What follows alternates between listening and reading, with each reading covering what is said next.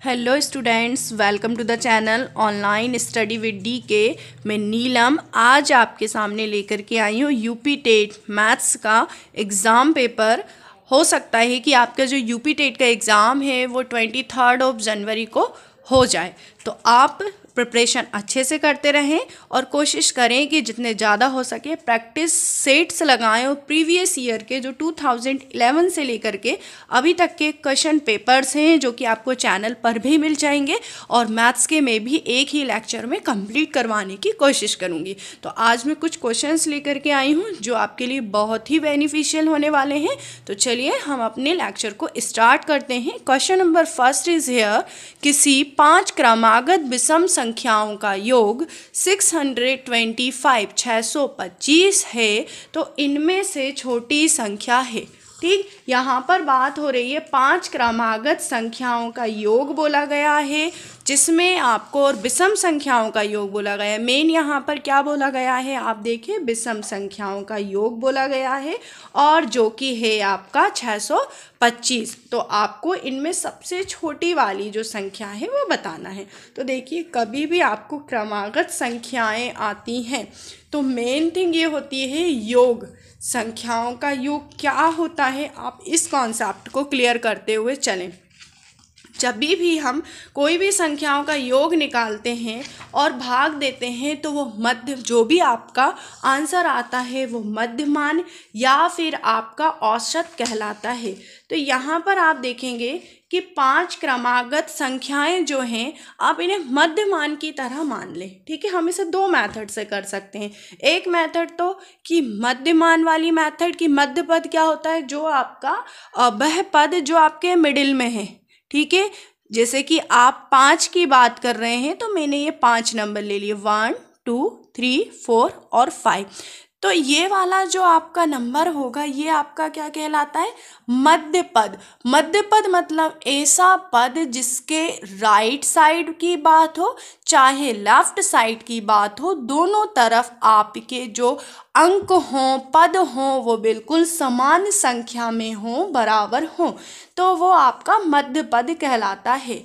अब इस मध्य पद से आपको क्या पता चलेगा कि इससे पहले वाली संख्याएं और बाद वाली संख्याएं दोनों आपकी बराबर मात्रा में। तो सबसे पहले तो मैं 625 को एक मध्यमान की तरह मान लेती हूँ। 625 को मैंने मान लिया कि ये एक मध्यमान है। ठीक है, अब कितनी है आपकी संख्या, 5। तब हम 5 से यदि इसमें भाग लगाते हैं तो 5 एकम 5, 5 दूनी 10 और 5 25। तो आपका इसमें जब मैंने 5 से भाग लगाया योग में तो 125 आए। देखिए बहुत ही कम टाइम में आपका एग्जाम में ये क्वेश्चन सॉल्व हो जाएगा। तो ये हो गया आपका मध्य पद। अब जब 125 मिल गया तो 125 से पहले का पद 124 और इससे पहले का पद 123 और इसके बाद का पद 126 और इसके बाद का पद क्या होगा, 127। तो अब आपको पूछा है छोटी संख्या क्या है, तो यहाँ पर छोटी संख्या क्या होगी आपकी 123। ठीक है, एक तो आपकी फर्स्ट नंबर ये मेथड हो गई। सेकेंड नंबर आप या तो फिर वो जो आपकी ट्रेडिशनल मेथड होती है x + 2 + x + 4, विषम पद की बात हो रही है यहाँ पर, इसीलिए हम इस तरह से 5 पद लेके फिर उनका एडिशन करके इक्वल में आप 625 ले लेंगे। इस तरह से इस मेथड से भी आप इस क्वेश्चन को सॉल्व कर सकते हैं। ठीक, अब हम नेक्स्ट क्वेश्चन देखते हैं, क्वेश्चन नंबर सेकेंड। देखिए क्वेश्चन नंबर सेकेंड है जो a/b = 5/2 तथा b/c जो कि आपका इक्वल है 3/7।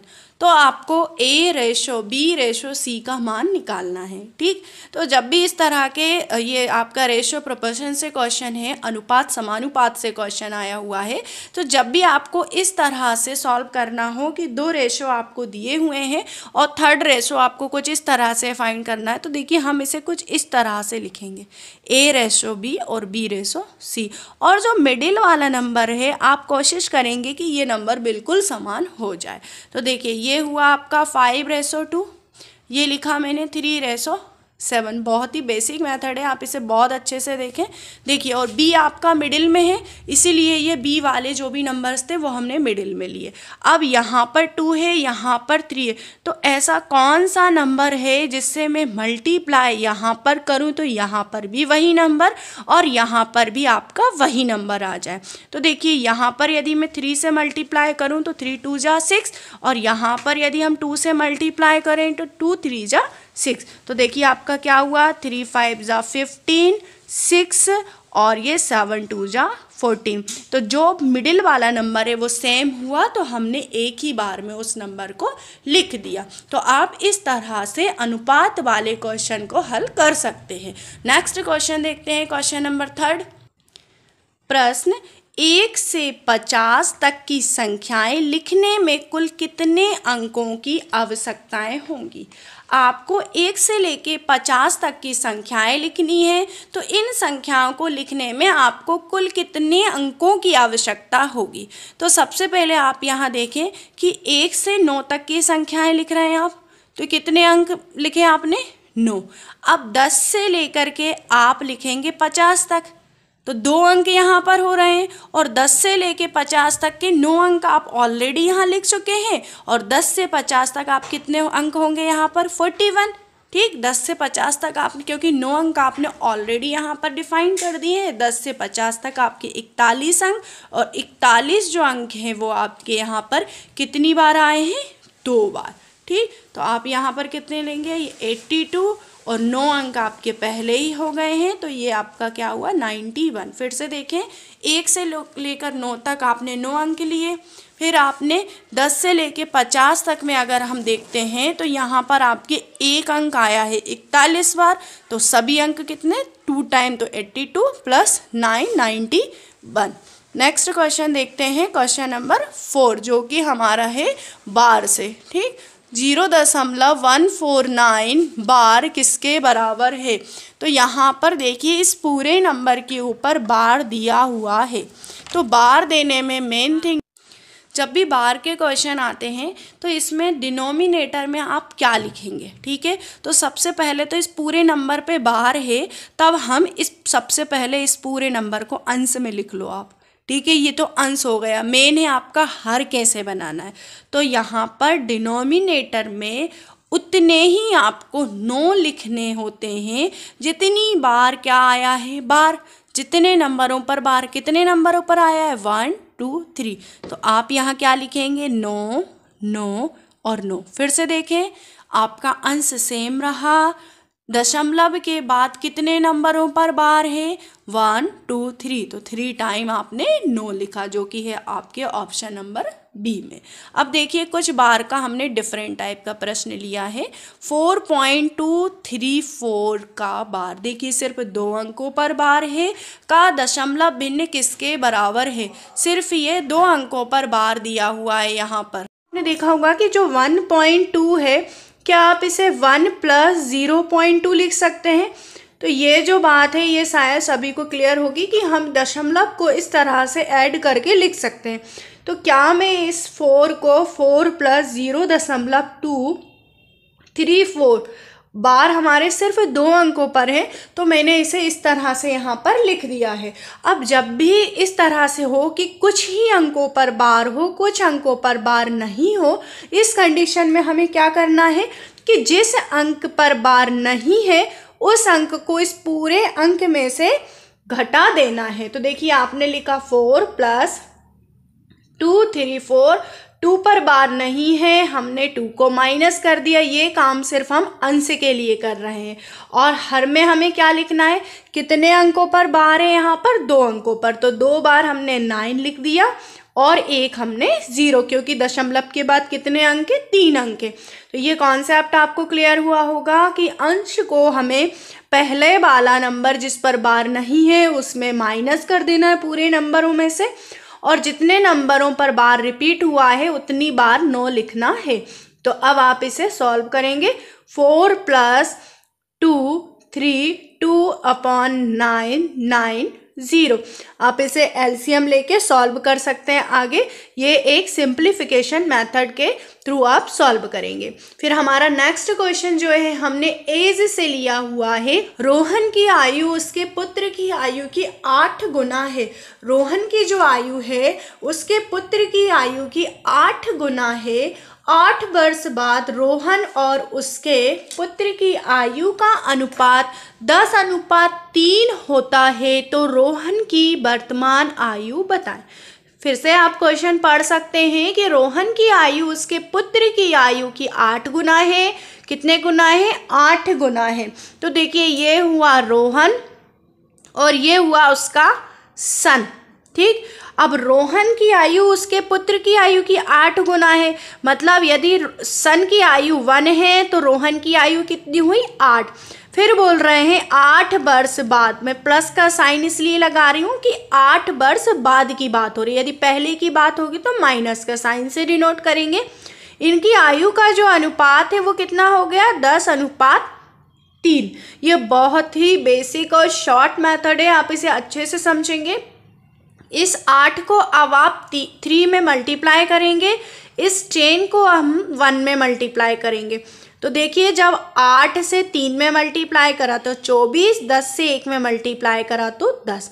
बराबर में हम ये जो है 10, ये जो है 3, ये जो है 10 और 3, इन दोनों को हम करेंगे माइनस। और कितने वर्ष बाद आयु का अनुपात है? 8 वर्ष बाद। इस 8 से हम इस बराबर के इस तरफ गुणा करेंगे। तो 24 में से 10 गए 14, ये 7 और 8 हुए 56। तो 1 यूनिट आपकी कितने हुई? 14 चौको 56। मतलब ये हुआ कि रोहन की आयु कितनी हुई? रोहन की जो आयु थी वो कितनी हुई? 8 इंटू आपकी 4, 8 चौको 32। और आपको वर्तमान आयु निकालनी है।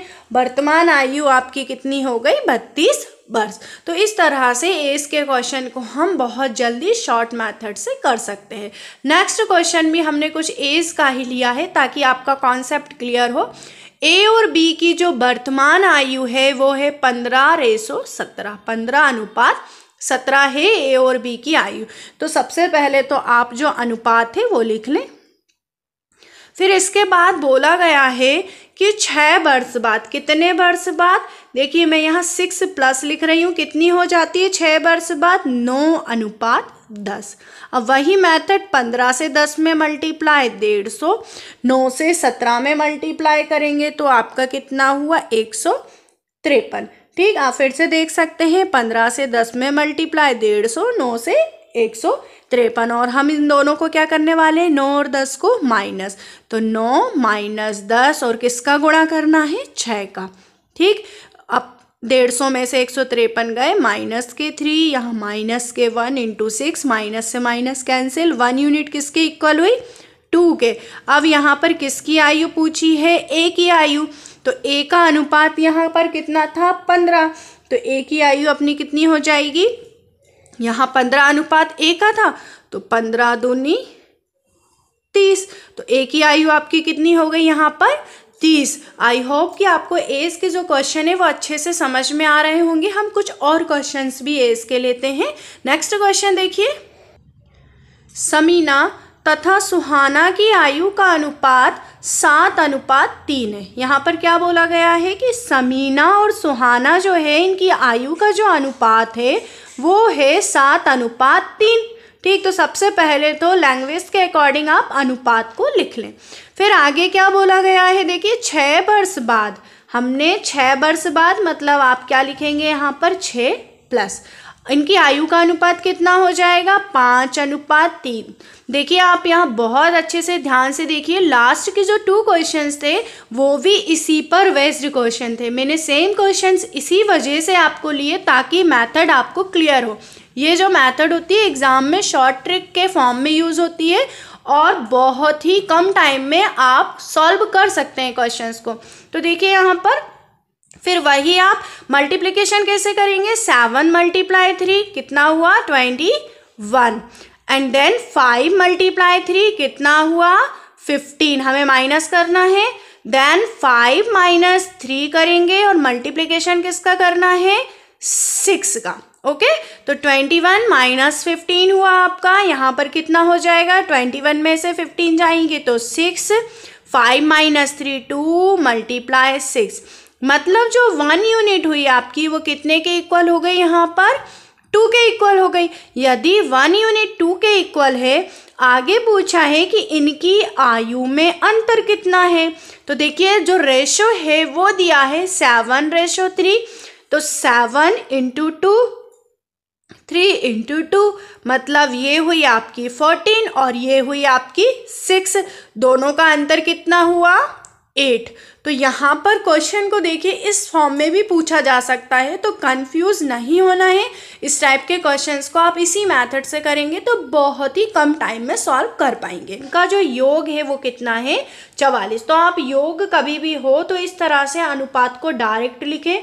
ये हुआ 11, 11 बराबर हुआ आपके 44 का, तो 1 बराबर हुआ 4 के। यदि 1 बराबर 4 के है तो 6 इंटू 4, 5 इंटू 4, 6 चौक 24 और 5 चौको 20।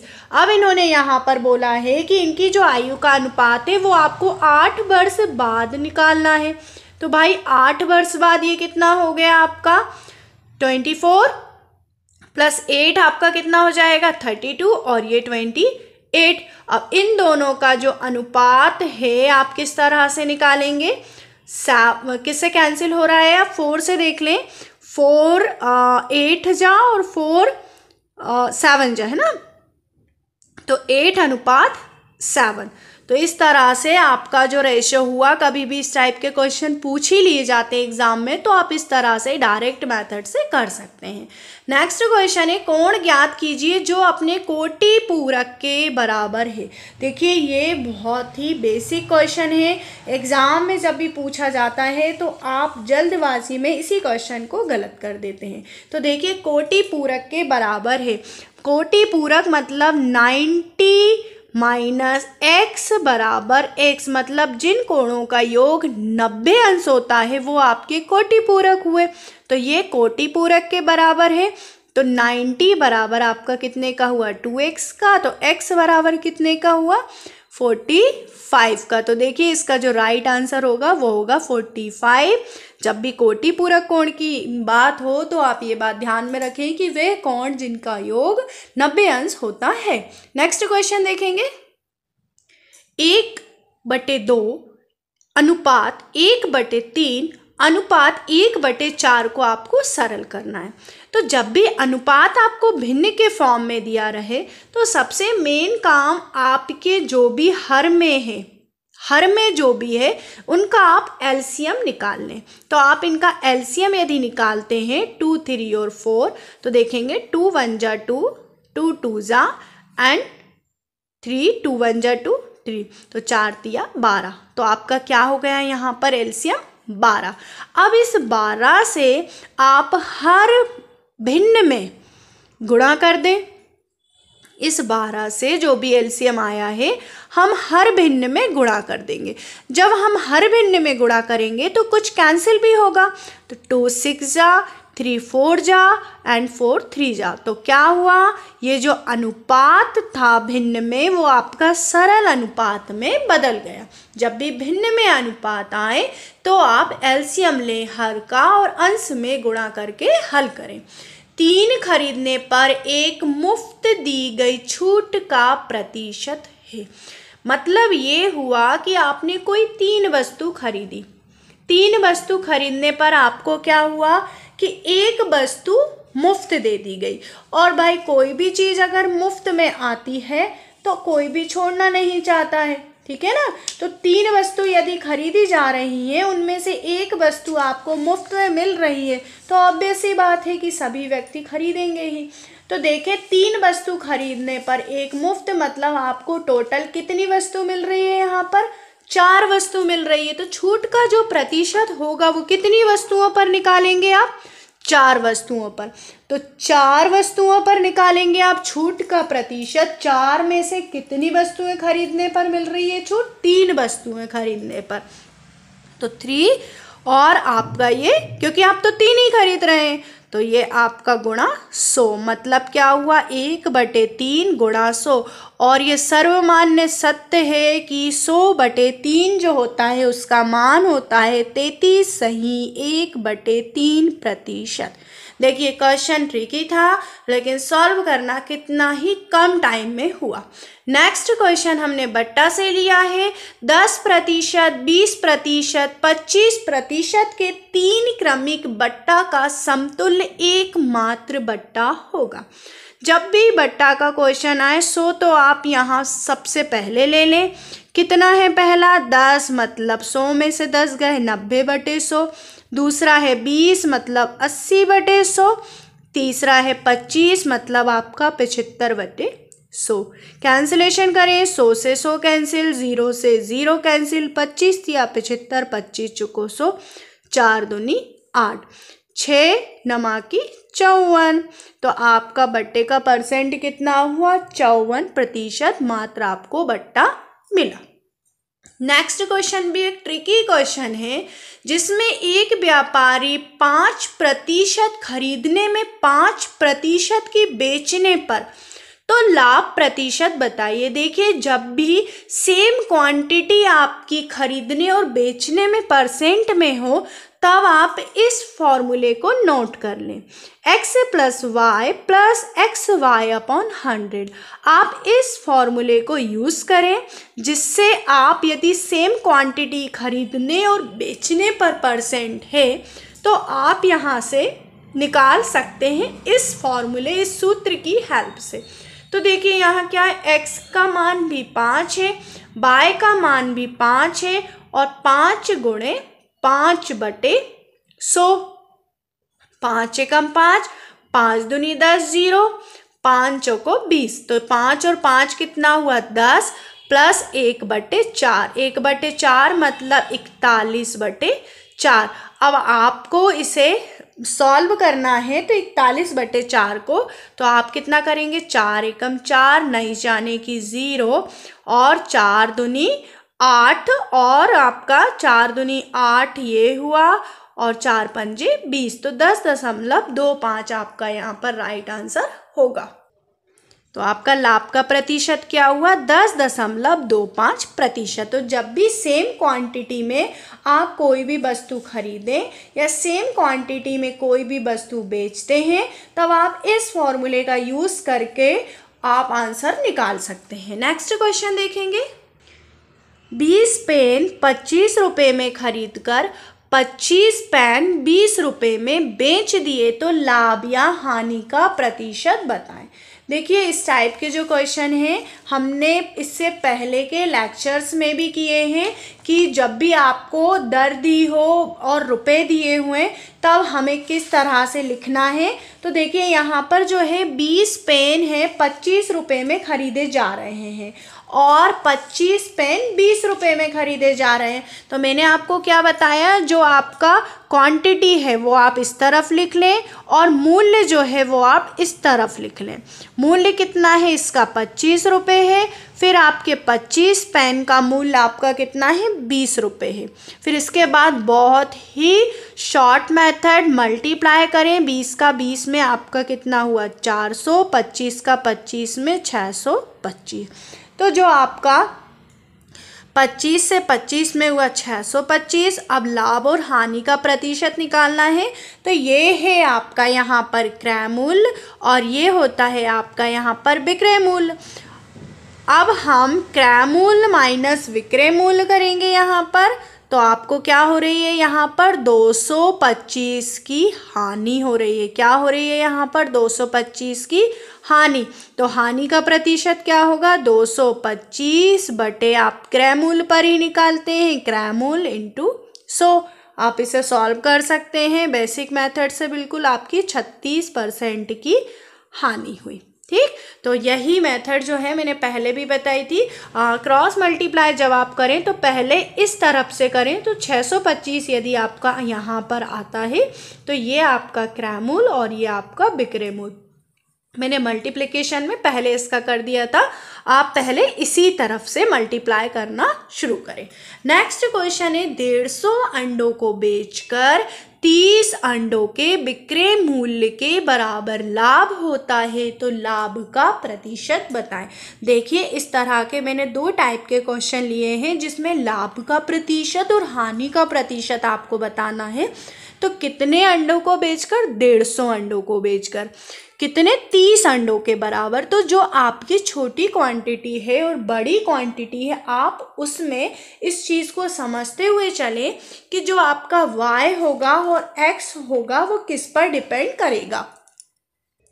तो यहाँ पर जो y होगा वो आपका 30 होगा और पहली वाली जो क्वांटिटी होगी वो आपकी x होगी। तो हम क्या लिखेंगे? 30 बटे आप 30 जो आपका यहाँ पर है y माइनस x, तो 150 में से जब यहाँ पर लाभ का प्रतिशत बताना है आपको यहाँ पर, तो हम क्या करेंगे? यहाँ पर 150 माइनस 30 करेंगे, x माइनस बाय रहेगा यहाँ पर, 150 माइनस 30 करेंगे और गुणे में आप क्या लेंगे? यहाँ पर 100 लेंगे। तो आपका ये क्या हो गया? यहाँ पर 30 बटे 120 गुणे आपका 100 और 30 से आपका ये कितने टाइम कट गया? 4 बार, और 4 से 100 आपका 25%। इस तरह से हमने हानि प्रतिशत के लिए भी एक फॉर्मूला लिया है। 24 पुस्तकें बेचने पर दुकानदार को 6 पुस्तकों के विक्रय मूल्य के बराबर हानि होती है। तो देखिए यहाँ पर जो आपका बाय है वो क्या होगा? ये 6 और आपकी जो क्वांटिटी है वो आपका हुआ x। इसी तरह से हमने लास्ट क्वेश्चन में भी लिया था। तो आपका कितना हुआ? 6 बटे 24 और 6 30 बटे इंटू 100। तो ये आपका 6 पंजे 30, 5 दूनी 10। तो आपकी कितने % की हानि हुई? 20% की। तो इस तरह से आप देख सकते हैं कि हमने लाभ का प्रतिशत और हानि का प्रतिशत दोनों तरह के क्वेश्चन सॉल्व किए। यहाँ पर मैंने 2 आपको कुछ चीज़ें बताने के लिए लिखी हुई हैं कि सामान्य से विशिष्ट की ओर और प्रमाण से प्रत्यक्ष की ओर। तो ये दोनों जो सिद्धांत हैं आप याद रखें कि ये जो मेथड है पढ़ाने की कि सामान्य से विशिष्ट की ओर और प्रमाण से प्रत्यक्ष की ओर किस विधि में उपयोगी होती है? तो ये किस में होती है? निगमन विधि में उपयोगी होती है। निगमन विधि में हम क्या करते हैं? नियम लेते हैं और फिर हल करते हैं। तो सामान्य से विशिष्ट की ओर और प्रमाण से प्रत्यक्ष की ओर। तो इसी तरह से यदि मैं आपको थर्ड चीज़ पूछूं कि परियोजना जो विधि होती है, परियोजना विधि का सिद्धांत क्या है? तो परियोजना जो विधि है आपकी काफ़ी सारे वर्ग जैसे कि करके सीखना, सहयोग और सहचर्य से सीखना, सहयोग करना, हेल्प करना, सहचर करना, तो इस तरह का कुछ भी वर्ड यदि लिखा आता है तो इसमें आप परियोजना विधि पर टिक करेंगे। पेडागॉजी के कुछ क्वेश्चंस मैं हमेशा लास्ट में इस वजह से रखती हूँ ताकि आप के लिए मैथ्स में पेडागॉजी भी रिलेट करे और इम्पोर्टेंट रहे। 101 गुणे 101 में से क्या घटाया जाए कि आपको 1010 प्राप्त हो, 10101 प्राप्त हो। तो सबसे पहले इस टाइप के जो मल्टीप्लिकेशन होते हैं अगर आप एग्ज़ाम में करने बैठेंगे तो काफ़ी टिपिकल होता है, टाइम भी लगता है। तो आप क्या करें? 101 इंटू इसको लिख लें 100 + 1। जब हम इन दोनों का मल्टीप्लाई करेंगे तो क्या होगा? 10100 + 101। अब इनका जो एडिशन होगा वो 10201। अब बोला इसमें से क्या घटाए? मान लो वह संख्या x है, तो आपको क्या प्राप्त हो? 10101। ठीक, तो मैं यहाँ पर क्या करूँगी? इसे यहाँ पर माइनस कर दूँगी और इसे ट्रांसफ़र कर दूँगी। तो 10201 10101 हमने दोनों को माइनस कर दिया 0, तो ये 100। तो वो नंबर क्या हुआ आपका? 100। तो आज हमने जो भी क्वेश्चंस किए काफ़ी इंपॉर्टेंट क्वेश्चंस थे। आपके एग्ज़ाम के व्यू पॉइंट से सभी क्वेश्चन बहुत इंपॉर्टेंट है। आई होप कि आपको सभी क्वेश्चंस अच्छे से समझ में आए होंगे। आप कोशिश करें कि खुद से प्रैक्टिस करें, ज़्यादा से ज़्यादा वीडियो को पोस्ट करें, समझें क्वेश्चन, देन आफ्टर खुद से भी करने की कोशिश करें। बाकी मैंने जो ट्रिक्स बताई हैं वो एज की वो बहुत ही बेनिफिशियल होंगी आपके एग्ज़ाम में। टाइम आपका वेस्ट नहीं होगा। तो आप सभी प्रैक्टिस पेपर लगाते रहिएगा और बहुत जल्द, जो कि आपकी एग्ज़ाम की डेट आ चुकी है, आपका एग्ज़ाम भी होने वाला है, तो मैं रेगुलर आपको प्रैक्टिस पेपर इस तरह के लेकर के आती रहूँगी मैथ्स के। आप सभी अच्छे से तैयारियाँ करें। मेरा आप सभी को जय हिंद, वंदे मातरम।